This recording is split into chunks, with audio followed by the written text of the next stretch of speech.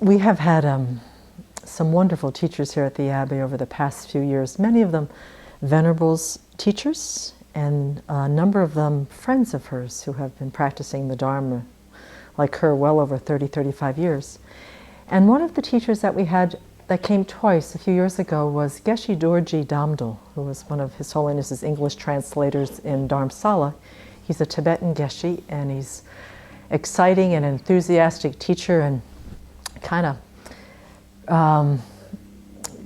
took us to task on learning how to debate the Buddhist philosophical tenets when he would come here, and he had a lot of enthusiasm. He would just leave us totally like blabbering because he was so good at it.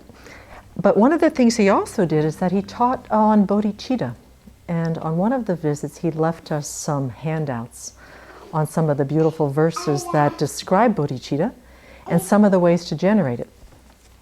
So I found these at the beginning of the winter retreat, the one that we just had, and I had it on my puja table every morning, and I used them to sort of get my mind wrapped around this incredibly vast, profound motivation. You know, how do we get there? How do we get to the point where bodhicitta will spontaneously arise in our minds? So on one of these handouts, it has general suggestions for generating bodhicitta. And these are the kind of things that we can take to heart and practice on a daily basis to create the causes and conditions to someday be able to generate it spontaneously. So there are 8 points, and I thought today I would cover maybe 3 or 4 of them, depending on how it sort of unfolds in my mind. And then the next time that I share with BBC, I'll finish up the list. But I found them extremely helpful. So here's the first one. This is for generating bodhicitta. Anger is the worst of enemies. Combat it. And so how I would do this is I would look at them and say, how is that true? You know, how does anger get in the way of generating bodhicitta?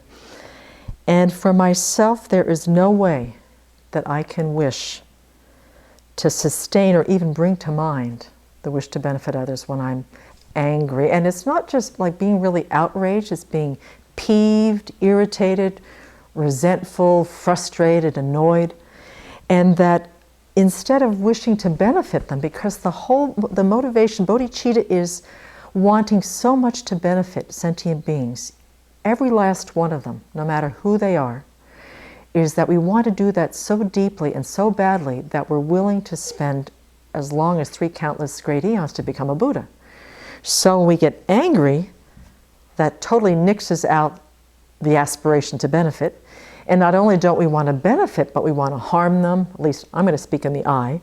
I want to harm them, I want to shame them, I want to embarrass them, I want to get them to apologize, I want them to get to tell me that I'm right and they're wrong. So there's no space in my mind that I could ever even begin to cultivate on a daily basis on the things that come up in my life to try to generate the cause of bodhicitta when I'm pissed off.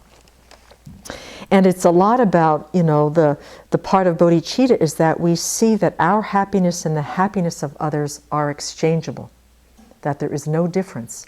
And when I'm angry and pissed off, it's all about me and it's all about you being the problem. So there's no space to generate bodhicitta in that mind. So this is the one that I have seen in my own mind as the true enemy, as Geshe-la wrote here, of generating bodhicitta. And that it's, and so one of the things that I know that when I get into these situations with my mind is that I try to find 3 or 4 antidotes that really work for me. Because I want to get the mind turned, I want to get it softened up, I want to get to see the person that I'm struggling in my own mind, either I'm harming them or it appears that they're harming me. I want to try to always have 2 or 3 antidotes to anger so that I can work on this and not have it like get out of control in my mind. So the first one is that I've created the cause to have this kind of mind. You know, I've been creating the mind of anger since beginningless time, and here it is ripening. It's had a mere stimulus from the outside. And so here I am, I'm experiencing the result of having a mind of anger since who knows when. And so taking it and taking responsibility for the one who's creating the causes. The causes are not being created by someone outside myself, but they're being created by my own mind. And to go on with that, to go on to the idea about creating the causes, is that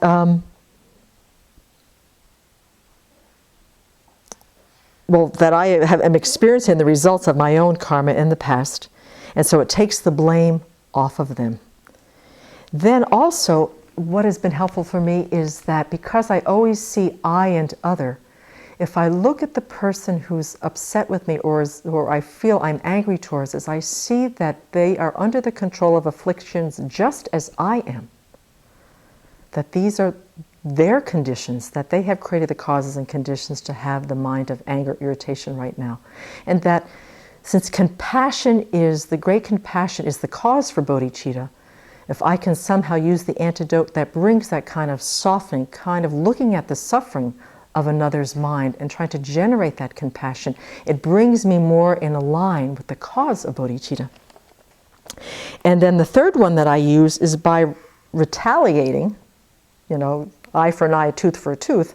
I am creating the further causes, not only to have the suffering in the moment because I'm pissed off, is that I'm creating the causes by the mental habituation of the angry mind, and I'm going to be experiencing the future results of having someone either I perceive as harming me or someone actually harming me physically or emotionally, and for me to have the negative habit of having that kind of mind arise.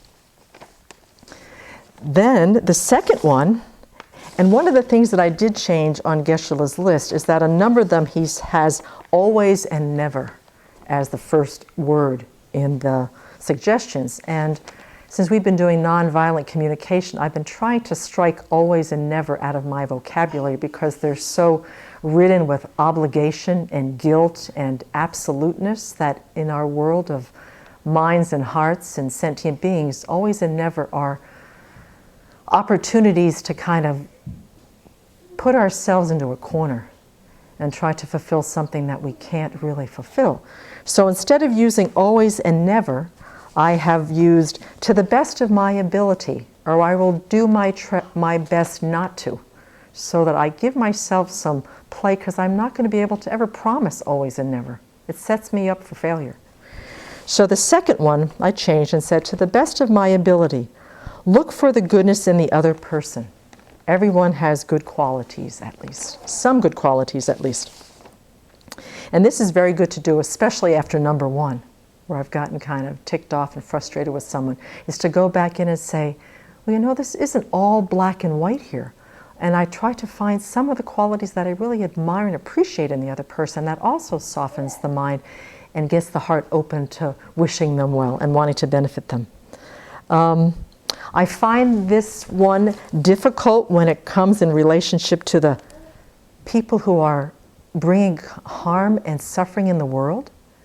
So the president of Syria, the guerrillas in Somalia, the folks who are, by their practices, endangering the environmental health and well-being of this planet, those who violate children physically and emotionally, and those who embezzle their company's wealth, and politicians who say one thing and perhaps do not model what they say they will do.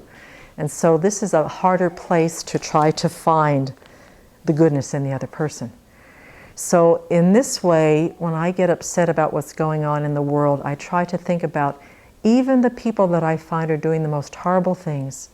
There's a very good possibility that they have someone in their life that holds them very near and dear. They may have a spouse. They may have children in their lives that really love and care for them and worry about them. They may have colleagues and allies that see their qualities as actually quite good. And so despite the difficulty, to even try to find something redeemable, something fair, something that connects us to the sentient being that right now is causing harm in the world and really is doing their best to be happy, not to suffer.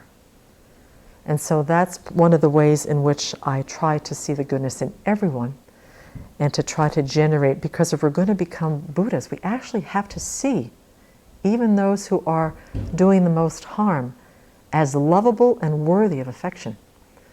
And so this is one of the small ways that I find when I run up against this that I can work towards that. And then the third one is, as best as my ability, always be able to say yes when it comes to helping someone, particularly when you're busy, you're stressed, or under any situation. This is the test. You will discover this a great training and thus great opportunity. Try your best not to say, this is not possible because of that, that is not possible because of this. See if there is some way by which you can make it happen.